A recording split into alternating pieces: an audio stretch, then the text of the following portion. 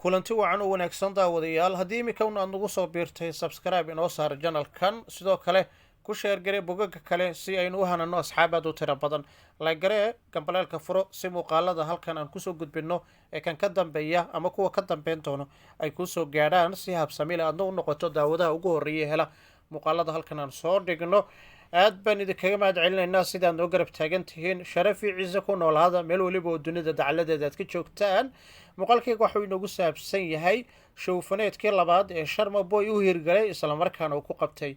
gobolka minnesota ee dalka maraykanka kumanaan kun oo taageerayaasha fanaankan soomaaliyeed ee da-da yar ee booqasho ku jooga waddanka maraykanka ayaa isugu soo bixiyey si weyn showgii xalay ka dhacay dalka maraykanka kaasi oo uu ahaa show noociisa isla markaana aan horey loo arag ee ka qabsoomay gudaha gobolka soomaalidu ay ku badan tahay ee minnesota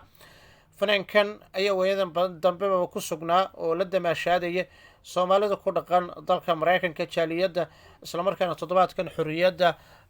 siba 26 juun oo show weyn halkaasi uga qabsoomay iyo showgii toddobaadkan dhacay ee 1 bisha luulyo kaasi oo si habsamil oo qurux badan ugu soo dhammaaday fanaanka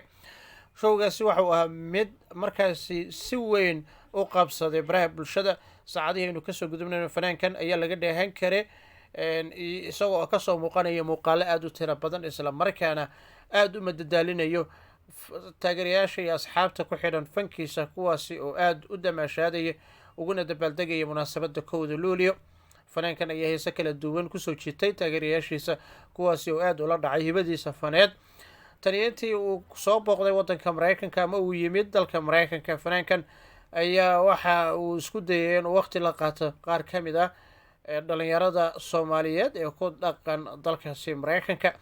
showgan sidoo kale waxaa ku wehelinayay fanaanka reer markaasi minneapolis ee loo yaqaano caaqil yare kaasi oo isaguna heese darandoori ah halkaasi aada uga qaadaya oo dadku ay la ashqaraareen intooda badanna ay aada ula dhaceen fankiisa iyo heesahaasi uu kusoo bandhigay munaasabadii weyneed ee 1 bisha luulyo haddaba fanaankan hana qaaday sharma boy ayaynu xoogaa ka tataaban doonaa muuqaalkan iyo showgaasi u qabsoomay iyo dadkii kasoo qayb galay iyo dadkii baraha bulshada aada ugu bogaadinayay showgaasi ilhaan cumar oo aqalka wakiilada gobolka minnesota ku matasho soomaalida iyo shacabka halkaasi ku dhaqan ayaa si weyn aada markaasi ula ashqaraartay sidoo kalena aada ula cajibtay isla markaana sidoo kale aada ula dhacday hibada faneed ee fanaanka soomaaliyeed ee sharma boy taasi oo ay soo jiiteen hiba faneedkiisa iyo sidoo kale bandhigii uu ku qabtay gobolka minnesota fanaankan ayaa siyaabo kala duwan markaasi aada ugu gelgeliyay qeybo ka mid ah ee munaasabadihii waaweynaa ee halkaasi ka dhacay waxaa la filayaa maalmaha inagu soo aadan sidoo kale in bandhigyo kale uu ku qabto gobolkaasi minnesota ee soomaalida ay ku dhaqan tahay ee maraykanka haddaba showgaasi haddii aynu ku noqono oo waxoogaa ka iraahno waxyaabihii halkaasi ka dhacaya ee inta badan taageerayaasha aada u xiiseeya ee isla markaana ku xidhan heesaha kala gedsan ee fanaankan uu soo shaac bixinayo ee isla markaana aada u xiiseeya hibadiisa faneed ayaa waxa ay intooda badan aada uga codsaneen fanaanka in uu kala bedelo heesaha halkaasi uu ka qaadaya oo kuwaasoo intooda badan ahaa kuwo dhalinyarada aada markaasi ay ugu madadaalanayeen inta ay socotay munaasabadaasi islamarkaana qaarkood dhagahooda ay kaga coganayeen marka la eego fanaankan iyo waxyaabihii halkaasi uu kusoo bandhigay run ahaantii haddaba ururkii kala gedsanaa ee taabageliyey fiisaha maraykanka uu ku joogo fanaankan dalkaasi maraykanka uu kusoo gaaray ayaa waxa ay iyagu imika doonayaan in waqti muddo dheeraada ay ugu daraan muddada uu sii joogayay fanaanka ee dalkaasi maraykanka sharma boy ayaa inta uu ku guda jiray booqashada iyo sidoo kale showgaasi halkaasi ka qabsoomaya waxa uu xusay heesaha halkaasi kusoo qaaday qaarkood ay ahayeen kuwo ay horey markaasi ay ugu wada luuqeeyeen fanaankii hore ee saaxiibka ama ay ku lamaananaayeen fankiisa maslax mideeye kaasi oo uu sheegay in saaxiibkiisa maslax mideeye uusan ku weelinaynin aadna ugu cudur daaranaya hase yeeshee heesihiisa halkaasi midii laba uu ugu tuuray dadkii halkaasi ku sugnaa kuwaasoo inta badanna aada u bogaadinaya sharma boy iyo sidoo kale heesaha halkaasi uu ka qaadaya haddaba xaqiiqada haddii aynu ka hadalno ee biyo kama dhibcaanka, Sharma Boy waxa uu noqday fanaankii Soomaaliyeed ee abid indhaha caalamka aad markaasi ay usoo jiitaan, sidoo kalena fankiisa uu gaaro ilaa meelo aad u fofog. waxa uu noqday fanaankii da-da yaraa marka loo fiiriyo jiilka imika hadda fanka ku jira,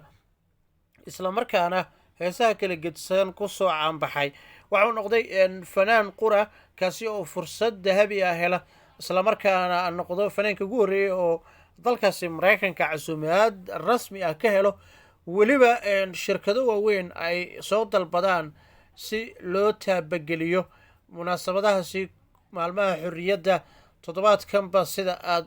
imikaba kala socoteen Sharma Boy iyo showgiisii waxyaabihii kusoo beegay. haddaba fanaankan waxaanu ognahay marxalada kala gedsan oo soo maray, waxaana qofka run ahaantii libintiisa marka loo qirayo, isla markaana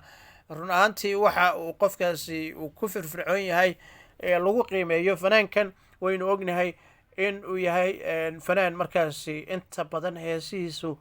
ay yihiin kuwo aad isla markiiba dadka ay ula dhacaan, sidoo kalena ay aad usoo jiitaan. waqtiga uu gelinaya ereyada suuqyadyada kala gedsan ee heesihiisa uu kusoo larayo, iyo durbaba sida heesahaasi ay saameyn u yeelanayo ee falcelinta ay helayaan heesahaasi intooda badan ama ay la kulmayaan. haddaba maadaama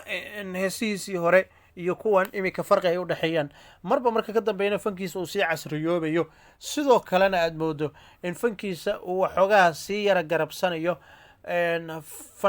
markaasi heesaha ama fanaaniinta iyagu imika heesaha kala gedsan qaadaya ee raabka. fanaankana khibradiisa faneed waa mid aad moodo muddadii yareed ee fanka uu ku jiray in ay la mid tahay in fanaan markaasi aada ugu khibrad dheer soo saaridda heesaha kala gedsan ee shacbiyadda badan uu ku helayo. haddaba maadaama imika showgiisa uu noqday showgii ugu la yaabka lahaa, dad aad u tiro badan ay kasoo qayb galeen, waxaa la qiyaasayaa in dadka halkaasi intooda badan ku sugnaa fanaankan qarash ahaan showgaasi markii lasoo dejiyey tigidhadii qaabka online-ka lagu iibsanayay, waxaa run ahaantii qiyaastii lacag aad u tiro badan ayuu soo xareeyay showgaasi. waxaana qofkii uu kusoo gelaya lahaa $60, waa lacag aad u tiro badan. fanaankana waxaa leeyahay waxaad moodaa marka uu showgaasi soo ilaanayo dhaqaalaha xoogga leh uu ka sameyn doono bandhigyadii halkaasi ka dhacaya, in ay noqonayaan ama uu noqonayo fanaankii ugu horreeyay abid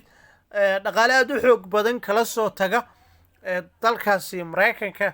weliba jaaliyadda Soomaaliyeed intooda badanna ay showgiisii aad u soo buuxdhaafiyeen, isla markaana si teel ah ay usoo dalbanayeen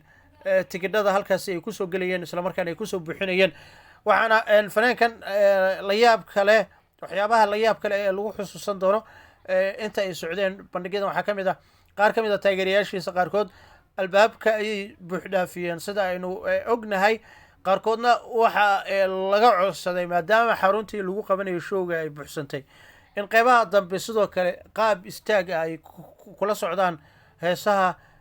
fanaanka, sidoo kalena dusha ay kala socdaan. waayahay saaxiibayaal, waan filaya muuqaalkan meel weliba aad joogtaan in uu si wacan idin soo gaaray. subscribe-ta inoogu dadaala, like garee muuqaalkan ha ka tegin halkani adigoo inoo la gareen. aad baan idinkaga mahad celinayna.